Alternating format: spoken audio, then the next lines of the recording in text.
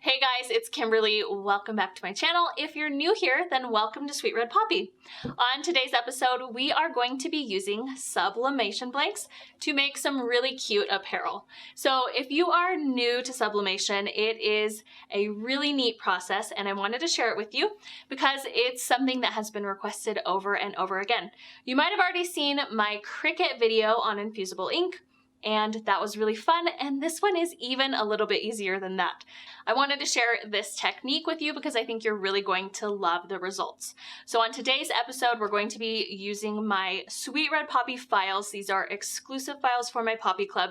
You can find them by visiting patreon.com/sweetredpoppy, and you can upload these files to an Etsy shop. I'm going to give you a link in case you don't have a sublimation printer, and they will actually just ship the files to your house, which is really neat.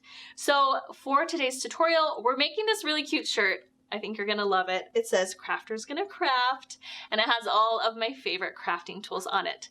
So let's go ahead and jump right into this episode. For this tutorial, you will need a heat press and a heat press mat, butcher paper, a sublimation transfer sheet, a shirt, a lint roller, heat resistant tape, and a piece of paper. So I'm starting out with my polyester t-shirt. I'm going to lay it out in front of me, and this is a Cricut branded t-shirt.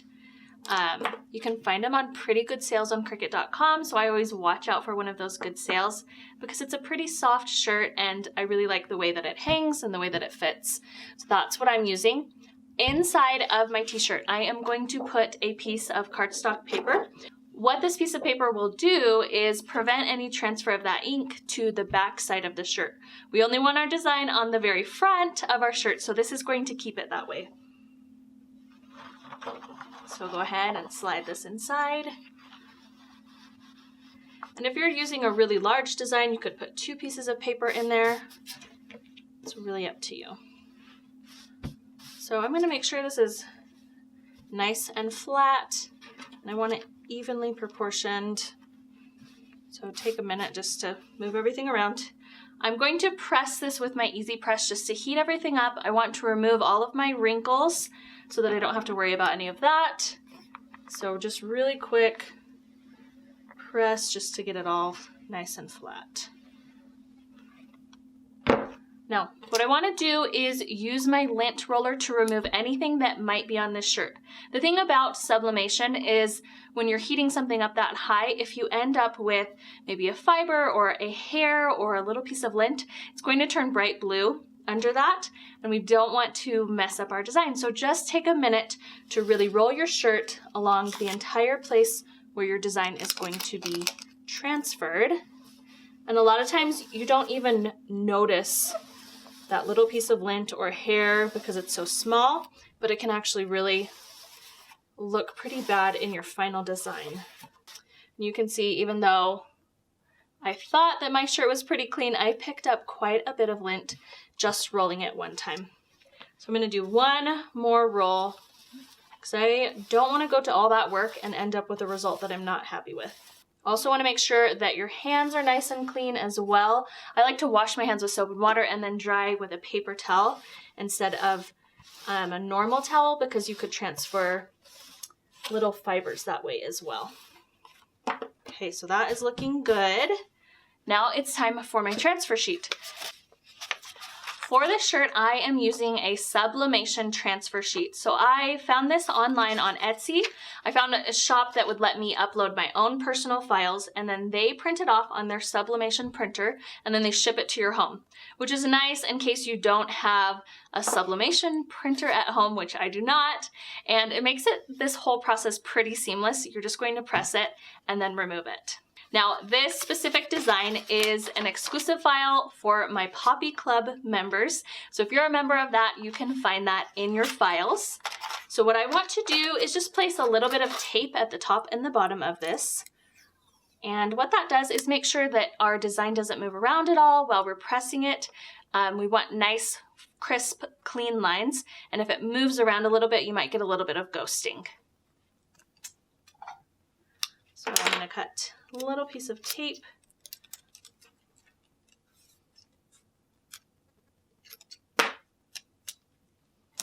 Also, if your transfer sheet is pretty large, larger than the actual printed design, at this point you can go ahead and trim that down. Just take off the edges.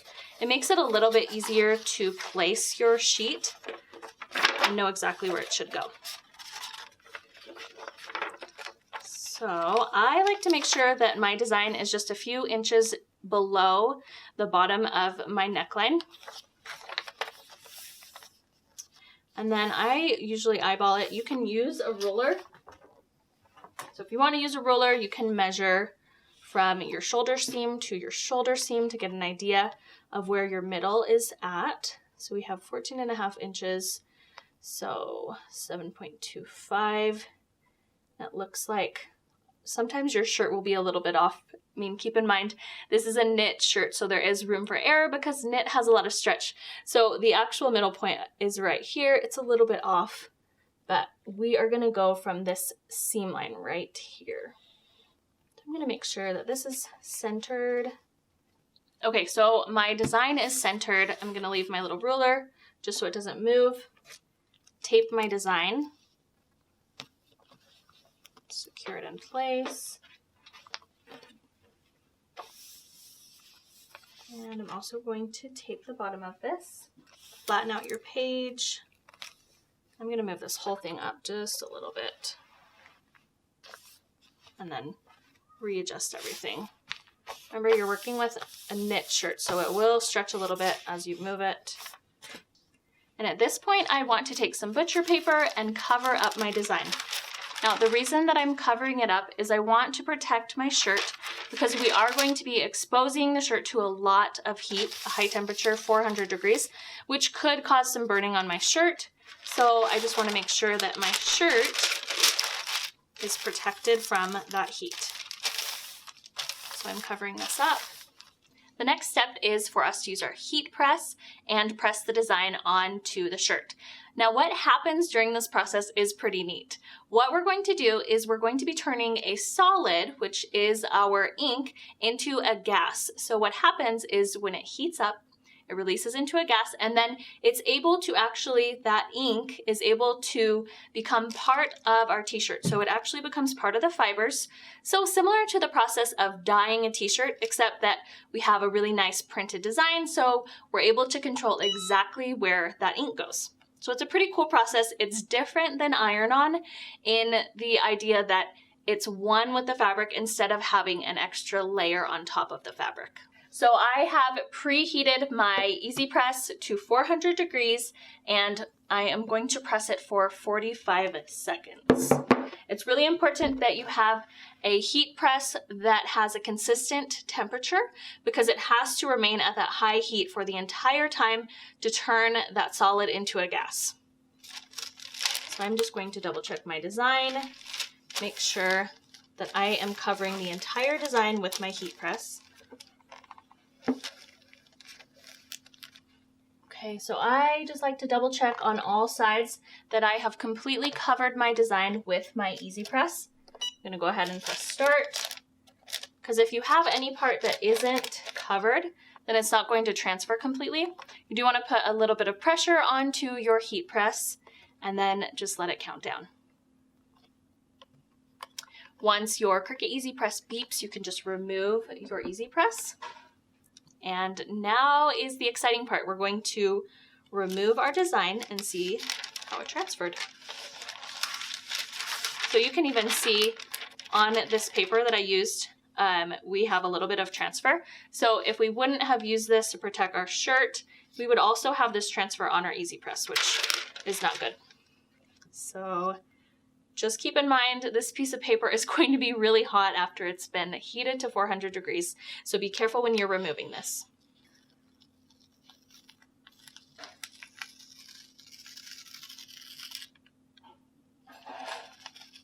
Okay, and that was a great transfer. That looks so pretty. I'm so happy. There's always a little bit of worry as you're pressing it, hoping that it turns out, but that looks great. So here is my finished t-shirt. I love how it turned out. It's so vibrant and bright. I think that's really the very best part of using sublimation, is you just get beautiful bold colors. So now we're going to do the same exact process, but we're going to use a little pouch and a smaller design. So again, we're still working with a polyester base. That's really, really important when you're working with sublimation. You have to have that synthetic base for it to adhere to.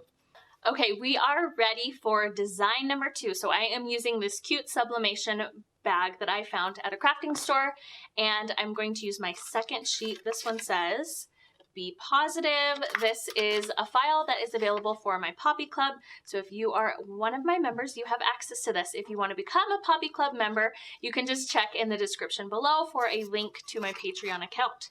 So what I want to do is remove these ropes first, because I want a completely flat surface when I'm pressing. So go ahead and remove these. They're just knotted at the end, so they're easy enough to remove. So I'm sliding my piece of paper inside. Again, that is just to protect the opposite side from having any transfer of ink. Make sure this is nice and flat. Before we do anything, I want to make sure that my bag is free of lint or dust or really anything that could interfere with my design. It's really important to take a minute just to clean your bag, otherwise you could really damage that design. So set that aside. I have some tape, and I am going to center my design now. So I'm using these grommets just to center my design, lining it right up with the edge of this white fabric. And I'm just going to press my tape in place. I'm going to put a little piece on the bottom as well. I don't want to take any chances that my paper moves around while I'm pressing and leaves any sort of ghosting. I'm going to go ahead and cover this up with some paper. So this is for 2 reasons. This paper protects your bag from getting scorched from the heat. It also protects your EasyPress from having any sort of ink transfer from our sublimation paper. So now that everything is in place, we're going to go ahead and press for 45 seconds at 400 degrees. Now I do want to put a little bit of pressure on this because I know I have some uneven surfaces where there's a seam line, there's also grommets. So I want to make sure that I'm really getting in there. The anticipation always kills me in between. I can't wait to see how it turns out. Okay, so go ahead and remove your heat press. And it's time to reveal our design. Keep in mind it's pretty hot, so just be careful as you're peeling it away. There we have our cute little Be Positive. That turned out adorable. So I'm going to let this cool down a little bit, and then I'm going to replace my straps. Make sure you don't touch that hot metal right away. Just give it a minute to cool. So here is my bag. This is how it turned out. It's so bright and colorful. I just love how the sublimation makes this look. I loved getting to create with sublimation blanks with you today. It's so fun to make this, and I can't wait to see what you guys make with this tutorial. If you enjoyed this video, don't forget to give it a thumbs up and subscribe to Sweet Red Poppy so you'll get notified next week when I share a new crafty video. I'll see you soon.